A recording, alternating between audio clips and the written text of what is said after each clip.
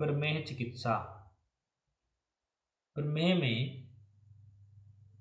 सबसे पहले श्लोक नंबर 4 देखो।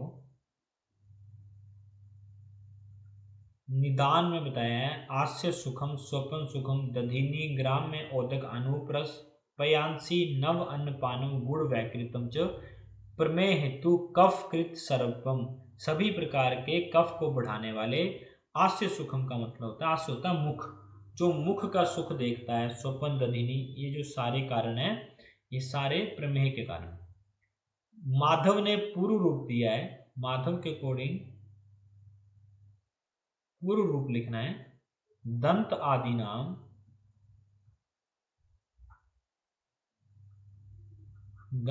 नाम मलाड्यत्वम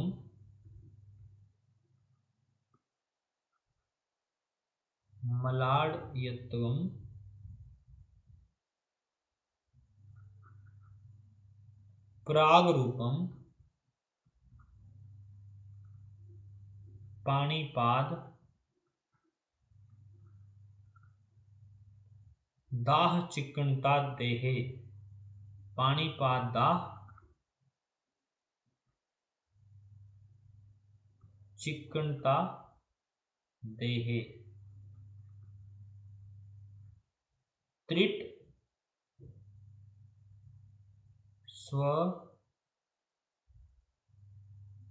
स्वादु आस्याम च जायते। ये माधव ने पूर्व रूप दिया है कि दंत आदि नाम, दंत आदि में मल का बढ़ जाना, मलाड्यत्वम, प्राग रूप में मतलब पूर्व रूप में, पाणिपाद में दा होता है, चिक्कणता देहे, देह जो है चिक्कण मतलब गाढ़ा और अजीब सा लेप की हुआ प्रतीत होता है, और तृष्णा लगी रहती है, स्वादु जो है मुख हो जाता है, मुख का स्वाद स्वादु हो जाता है। श्लोक नंबर 4 को डीडी करना है आपने शिरोरोग से। श्लोक नंबर 4 को डीडी विद कफज शिरोरोग।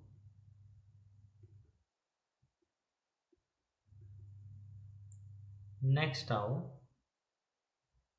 कफज प्रमेय की संप्राप्ति, मेद मां शरीर कलेर कफ बस्तिगतम प्रदूषति। नेक्स्ट आओ, श्लोक नंबर 7, साध्य कफजोदस पित्त षड्याप्य न साध्य पवन चतुष्का सम क्रियात्वात् विषम क्रियात्वात् महा अत्यत्वात् यथाक्रम। कफ 10 साध्य होते हैं समक्रिय होने की वजह से, पित्त 6 याप्य होते हैं विषम क्रिया से, और 4 पवन जो है वो असाध्य होते हैं महाआत्तिकवाद होने से। श्लोक नंबर 8 देखना है, कफ सपित पवन दोषा मेद अस्र शुक्र अंबुलसिका मज्जा रस ओज पिशितम च दुष्य प्रमेहाणी विशंति मेहा। 20 प्रकार के इसमें दुष्य होते हैं। अब 7 आपने देखने यहाँ पर, याद कैसे करेंगे इनको। दोष होते हैं वात पित्त कफ मुख्य कफ, दुष्य होते हैं पूरे 10, जिसमें कि दुष्य देखो 6 धातु, 6 धातुओं में कुल होती है धातुएं 7, अस्थि नहीं होती, अस्थि नहीं होती इसमें, प्लस ओज प्लस बल, ये निमोनिक है। ओज से ओज, ज से जल, ब से बसा, ल से लसिका, इस तरीके से याद रखनी है। 6 धातुएं और 4 ये कुल होती हैं 10 दुष्य, कुल दुष्य होते हैं इसमें 10। अधिष्ठान होते हैं बस्ती मूत्र व संस्थान, और सभी दुष्यों में विशेष दुष्य होता है मेद।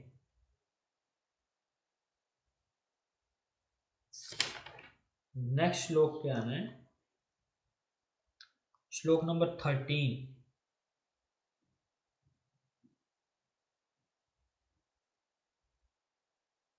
प्रमेह के पूर्व रूप, स्वेदो अंगगंध शिथिल अंगता शय्या आसन स्वपन सुखे रतिश हृदय नेत्र जीवा श्रवण उपदेहो घन अंगता केश नखाती वृद्धि।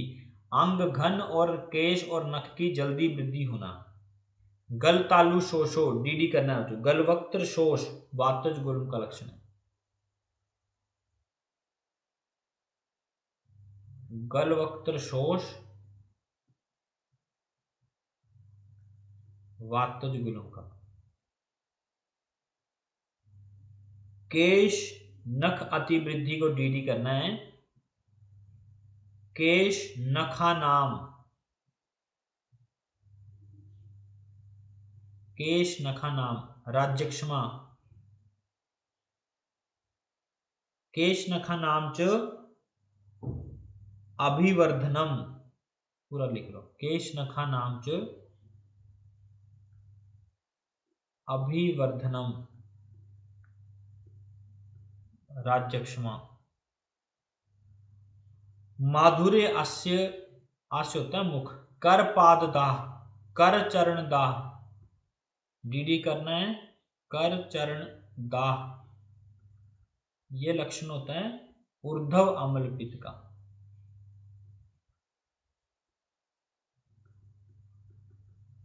ऊर्ध्व अम्ल पित्त का। मूत्रे अभिधावंती पिपलिकाश, मूत्रे अभिधावंती पिपलिकाश। श्लोक नंबर 15, ये चिकित्सा सूत्र है, प्रमेह का चिकित्सा सूत्र है, मोस्ट इंपोर्टेंट क्वेश्चन। एक चिकित्सा सूत्र तो आएगा ही आएगा। स्थूल प्रमेही बलवानी के कृशस तथा परिदुर्वश बलवान ही के। स्थूल प्रमेही बलवान होते हैं और कृश प्रमेही दुर्बल होते हैं। सबृहणस्य तथा कृशस्य कार्य संशोधनम दोष बलाधिक्य। मोस्ट इंपोर्टेंट क्वेश्चन, जो कंसेप्ट लिख लो चरक और सुश्रुत का।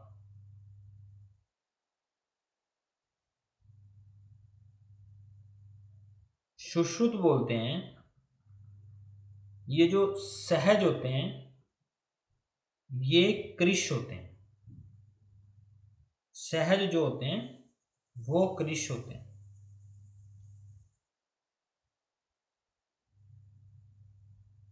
ये छोड़ो पहले। सहज जो होते हैं वो कृश होते हैं और अपथ्य निमित्तज, यहीं से समझ आएगा श्लोक जो मैं लिखवा रहा हूं। अपथ्य निमित्तज जो होते हैं वो स्थूल होते हैं।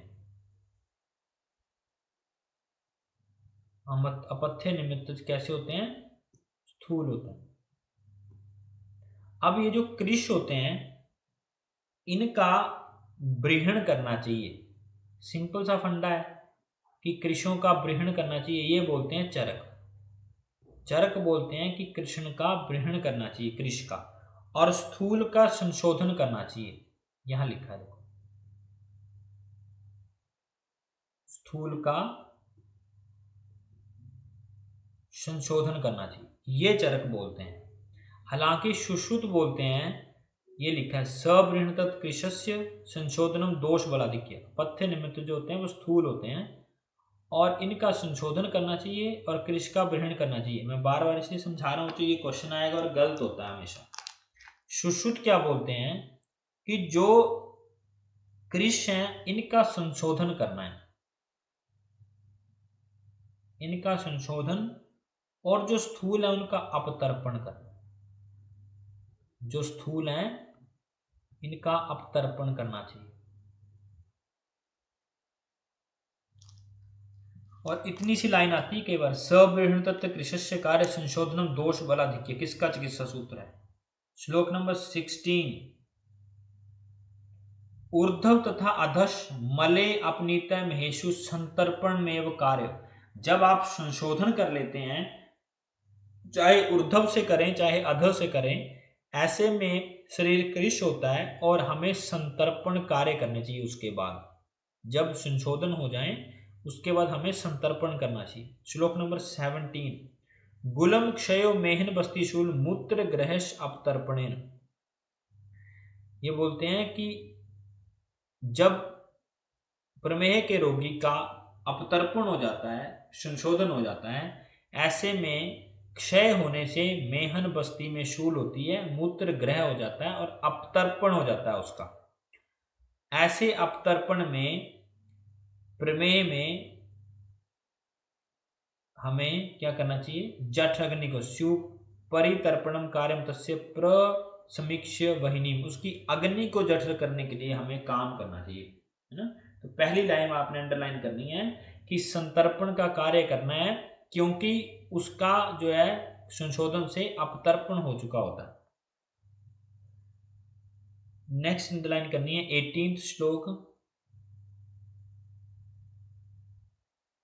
संशोधनम न अर्हति यम प्रमेहि तस्य क्रिया संशमनी प्रयोज्य।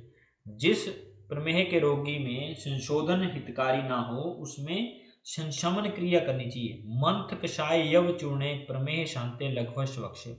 ऐसे में उसको मंथ देने चाहिए, यव चूर्ण का कषाय देना चाहिए और लघु आहारों का सेवन करवाना चाहिए। श्लोक नंबर 19। ये विशिकरा प्रतुद विहंग रस जांगल मनोज्ञ।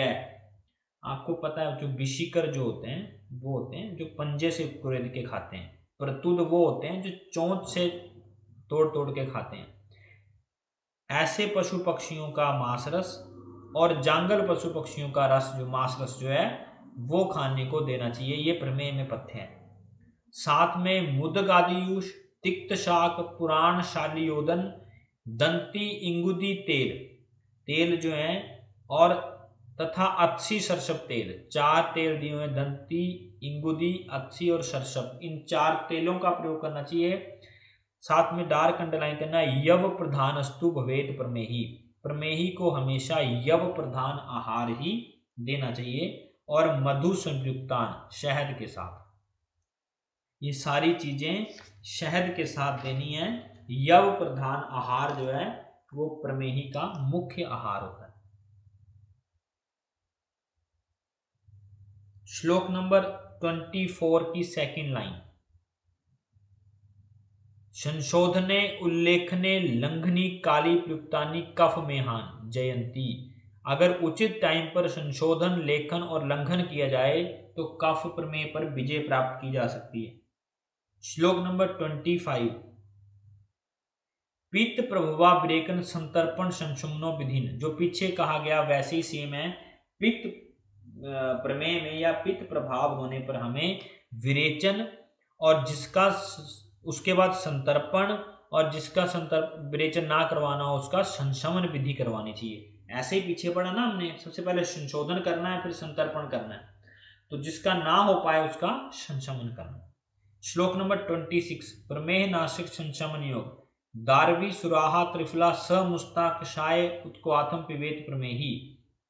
ये 4-5 द्रव्य हैं, इनको थोड़ा सा याद रख लेना है। दारवी, सुराहा, त्रिफला, मुस्ता, इनका कषाय जो है बना करके 4 द्रव्य हैं, कषाय बना करके इनको प्रमेही को देना चाहिए। और सक्षोद्रम युक्त अथवा हरिद्र पिबेत रसेन आम्लकी फलम। इसको क्षोद्र के साथ मिला करके, हरिद्रा के साथ मिला करके या फिर अथवा लिखा है आम्ल की रस के साथ मिला करके देना चाहिए। 3 इसके अनुपान है। दारवी, सुराहा, त्रिफला, मुस्ता 4 द्रव्य प्रमेय नाशक संशमन योग है। 4 द्रव्यों को क्षोद्र, हरिद्रा और आम्ल की रस के साथ दिया जाता है। सुराहा देवदारू को बोलते हैं।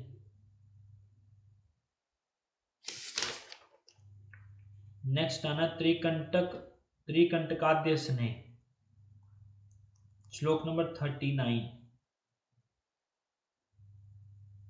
त्रिकंटकाद्य स्नेह।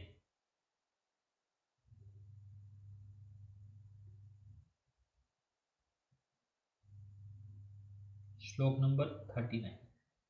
वात कफ जेशु। वात कफ प्रमेहों में प्रयोग लाया जाता है। एक बड़ा इंपॉर्टेंट योग है, इस अध्याय का सबसे ज्यादा इंपॉर्टेंट योग यही है। सर्व प्रमेह फल त्रिकादिक वात। इसमें त्रिफला, फलत्रिक, दारुनिशा, विशाल, मुस्ता, क्वाथ, निशा, सकल का काम, इनका प्रयोग में लाया जाता है। इसका याद रखने का तरीका है त्रिफला प्लस विशाल रात को दारू पीकर मस्त हुआ। मस्त से मुस्ता, दारू से दारू निशा, रात से निशा, ठीक है। इस तरीके से विशाल से विशाल।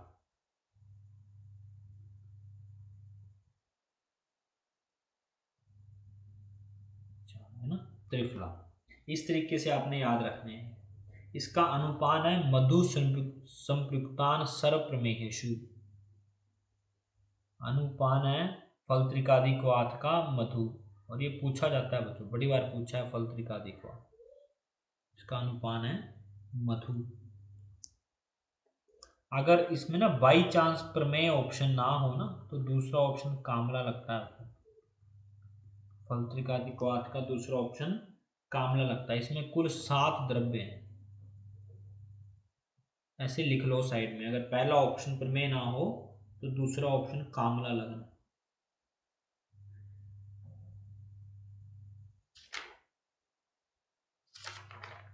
श्लोक नंबर नेक्स्ट 41।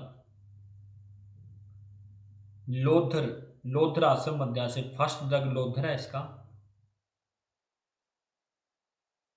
द्रोण आंब पड़ता है, आंब होता है पानी। चतुर्भाग जल अवशेष, तब तक पाक कराया जाता है। रसे अर्ध मधुन, और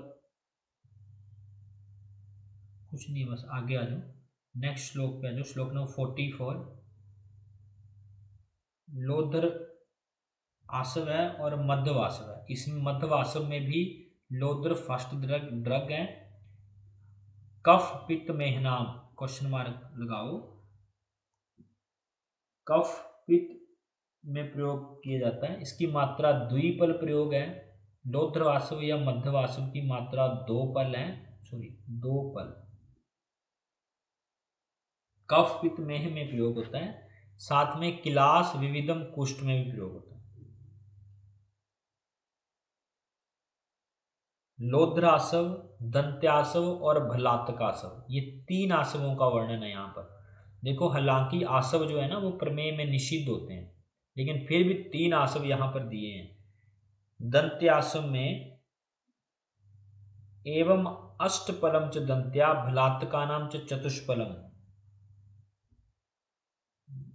भलातक में 4 पल भी लावा है और दंती में 8 पल दंती है। यहां लिखना है तीनों आसव होते हुए भी क्वाथ विधि से निर्मित है। तीनों आसव, आसव में बच्चों क्वाथ नहीं बनता है, लेकिन ये आसव ऐसे हैं तीनों आसव होते हुए भी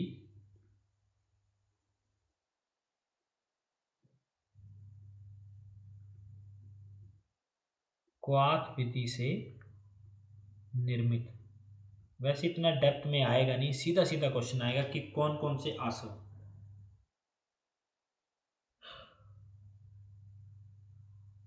निमोनिक लिखना है। पहले लिख लो मध्यवासव, एक मध्यवासव ऊपर लिखो यहां पर। मध्यवासव प्रमेय में एवं कुष्ठ में। मध्व अरिष्ट, मध्वारिष्ट कफज ग्रहणी। मध्वारिष्ट का प्रयोग होता है कफज ग्रहणी।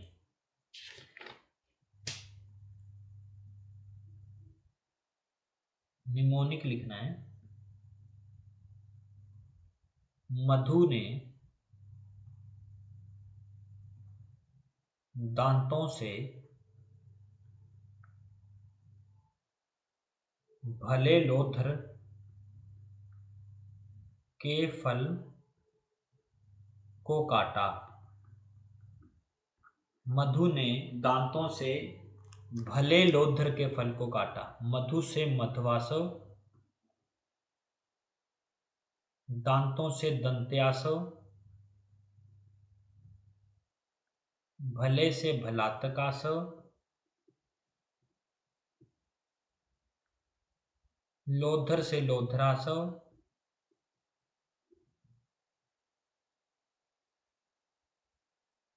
फल से फल त्रिकादि क्वाथ, फल से फल त्रिकादि क्वाथ, काटा से त्रिकंटक, त्रिकंटकादि, त्रिकंटकाद्य स्नेह है, त्रिकंटकाद्य स्नेह, काटा से त्रिकंटकांत्य स्नेह। श्लोक नंबर 46। श्लोक नंबर 46। यहां पर प्रमेय में पेय द्रव्य दिए हुए हैं, सारोदक, कुशोदक, मधुदक, त्रिफला रसम। ये पानी पीने को देना चाहिए। आपने सुना होगा गांव में खैर की लकड़ी डालते हैं, सवेरे पानी पी लेते हैं, किसी ने बताया होता है उनको। पर वो क्या है, वो पानी में डेली डाल के पानी में देनी चाहिए सार की लकड़ी। वो कत्था बोलते हैं उसको, विजय सार बोलते हैं, ऐसे ऐसे वो लकड़ियां लाते हैं। कुशोदक, मधुदक, त्रिफला रसम, सिधु और माधविक, ये दो जो हैं आसव बोले गए हैं। मतलब जो ड्रिंक्स होती हैं, सिधु और माधविक को देना चाहिए।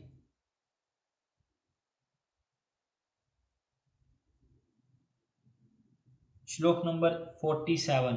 खाने के लिए मासानी शूल्यानी मृग द्विजानाम खाद्यत यवानन विद्यास भक्ष्यम, इन चीजों का भक्षण करना चाहिए।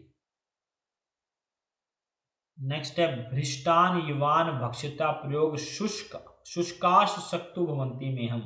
भ्रिष्टान यवान मतलब यव को भून के खाना चाहिए, और सूखे शक्तुओं का सेवन जो है वो करना चाहिए, सूखे शुष्क शक्तुओं का प्रयोग करना चाहिए।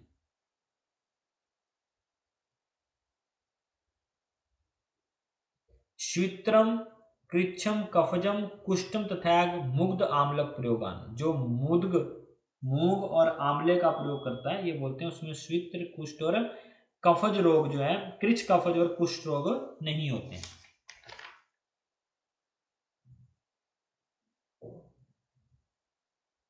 श्लोक नंबर 53। श्लोक नंबर 53। ये हेतु भी प्रभवंती मेहस्तेषु प्रमेहेषु न ते निषेवित्या। अंडरलाइन कर लो, जो भी हेतु प्रमेह में बताए गए उनका निषेवन नहीं करना चाहिए। 54। हरिद्र वर्ण रुधिरम च मूत्रम बिना प्रमेह से ही पूर्व रूप है। बिना प्रमेय के या बिना प्रमेय के पूर्व रूप के अगर हरिद्र वर्ण का या रुधिर के समान मूत्र त्याग होता हो, यो मूत्रेत न वर्तते प्रेहम रक्त से पित्त से ही प्रकोपो, वो मूत्र जो है प्रमेय का मूत्र नहीं होता, वो रक्त पित्त का प्रकोप होने से ऐसा मूत्र होता है। डिफ्रेंशिएट दिया है ना, डीडी कर लेना रक्त पित्त से, ऐसे लिख लो। कई बार लाइन आ जाती है, पूछते हैं रक्त पित्त के लिए प्रमेय के लिए, एक आधी बार पढ़ी हो देखी हो तो समझ आता है। नेक्स्ट है श्लोक नंबर 55।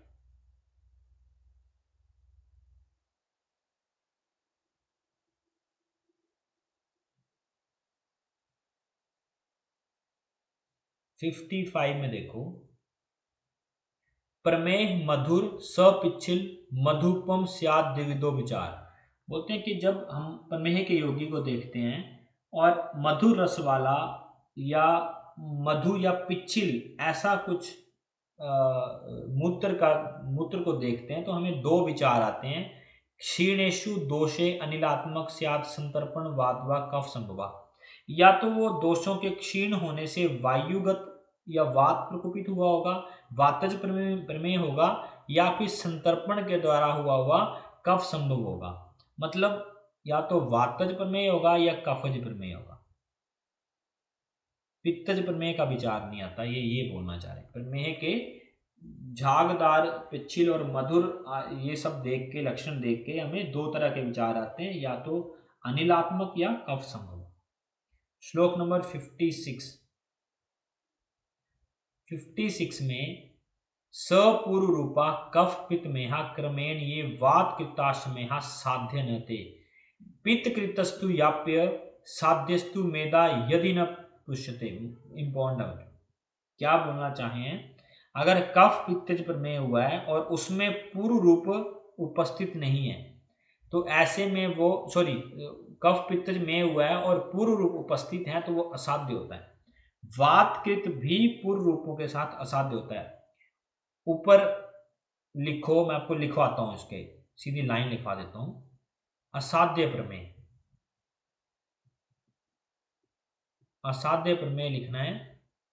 सपूर्व रूप, ये पूछा जा सकता है क्वेश्चन, सपूर्व रूप कफ पित्त में, अगर कफ पित्त में पूर्व रूप के साथ होगा तो असाध्य होगा। दूसरा है जात प्रमेही, जात प्रमेही व मधुमेही, अगले श्लोक में आएगा, जात में ही या मधुमेही। तीसरी कंडीशन है वातकृत, सॉरी दूसरी वातकृत था, वातकृताश जो हमने पढ़ा, ये तीसरी कंडीशन है, ये दूसरी है। और चौथी है बीज दोष, बीज दोष से। पहली कंडीशन है, श्लोक पे आओ अब। पहली कंडीशन है सपूर्व रूप कफ पित्त में हो, दूसरी है वातज प्रमेय हो तो भी वो असाध्य होता है, तीसरी है जात प्रमेही और मधुमेही, चौथी है बीज दोष से। अब आपने श्लोक पे आना है। ये बोलते हैं कि अगर पूर्व रूप के साथ कफ पित्त में हो या वातज प्रमेय हो, दोनों असाध्य होते हैं। पित्तज याप्य होते हैं, अगर मेल धातु प्रदुष्ट ना हो तब असाध्य होते हैं। श्लोक नंबर 57 में देखो, जात प्रमेही मधुमेही व न साध्ययुक्ता, साथ में जात प्रमेही मधुमेही भी असाध्य होते हैं और बीज दोष से उत्पन्न होने वाले भी असाध्य होते हैं। केचित कुलजा विकारा, कुछ इन्हें कुलज विकार भी मानते हैं। प्रमेहिणा या पीड़िका यथोक्ता रोग अधिकारे, प्रमेही को कुछ पीड़िकाएं हो जाती हैं, इनको होते हैं प्रमेह पीड़िकाएं, उनको कुशल वैद्य चिकित्सक सस्तेन संशोधन रोपण करते हैं। क्वेश्चन मार्क लगाओ, प्रमेह पीड़िकाएं की चिकित्सा होती है संशोधन रोपण, प्रमेह पीड़िकाओं की चिकित्सा होती है शोधन रोपण। सुश्रुत क्या चिकित्सा बोलते हैं प्रमेह पीड़िकाओं की? धन्वंतर घृत, प्रमेह पीड़िकाओं की चिकित्सा बोलते हैं धन्वंतर घृत। और प्रमेह में शिलाजतु का प्रयोग कितना किया जाता है? प्रमेह में शिलाजतु का प्रयोग की मात्रा होती है 1 तुला, 1 तुला। और शिलाजतु को नवायस्लो और मधु से सेवन करते हैं, नवायस्लो प्लस मधु से सेवन।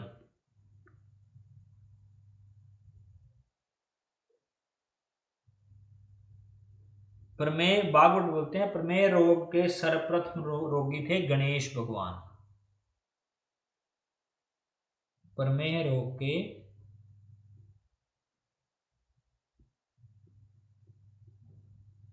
सर्वप्रथम रोगी थे गणेश भगवान और हाथी को हुआ। प्रमेह पीड़िकाएं चरक के अकॉर्डिंग 7, ये यहां देखो, चरक के अकॉर्डिंग 7, सुश्रुत के अकॉर्डिंग 10, बागवट के अकॉर्डिंग भी 10 होती हैं, यहां गलत लिखी है, 10वीं बिनती है, 10वीं बिनती है। शारंगधर और माधव के अकॉर्डिंग भी 10, माधव के अकॉर्डिंग भी 10। काश्यप ने 8 मानी है, चरक की 7 प्लस 1 मानी है अरुणशिका, चरक की 7 प्लस अरुणशिका। भोज के अकॉर्डिंग होती है 9, भोज ने मसूरी का नहीं मानी है, भोज ने मसूरी का नहीं मानी है, और क्या मानी है? कुल्थिका। भोज ने कुल्थ का सेवन किया है, मसूर का नहीं किया है, कुल्थिका। आया था सर इस बार ये वाला क्वेश्चन आया ये कुल्थिका वाला है। भोज ने कुल्थिका, छोटे छोटे क्वेश्चन जरूर देखने हैं। भोज ने कुल्थिका मानी है, मसूरी का नहीं मानी है। गुड, अंडरलाइन करना, सबने क्वेश्चन मार्क लगाना है, जो जो क्वेश्चन आए हुए हैं को हाईलाइट करना होता है।